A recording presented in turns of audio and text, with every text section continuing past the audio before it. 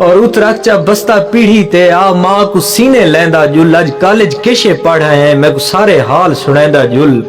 एक धी को भेजस लस्सी दो बई धी को आखिस पखा झल मुंह चुम के आखिस बचड़े दा शाला अमड़ी घोली थी पवी तेरे वाल तू जिंद कुर्बान करा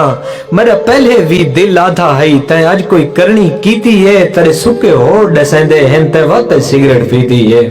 और तेरी गल गल कल हिच गल गई है सारी सुरत च कल दी गल नहीं आई आज कल हाथ है कल कल हो दे कल देवण पल दा पल नहीं आई साकू भाल कल हो की कल दी हाई तेरे मेल दी कल अज वल नहीं आई तेरी मोमिन कल कल कल दे विच सारे कूल थी गए तेरी कल नहीं आई और असा मस्त है मौज दी मस्ती विच मर पई मस्ती नहीं छुटदी नहीं छुटदा मस्त मिजाज अपना कई हीले हस्ती नहीं छुटदी हे आदत सिर ताई नाल साडे हे तख्त या पस्ती नहीं छुटदी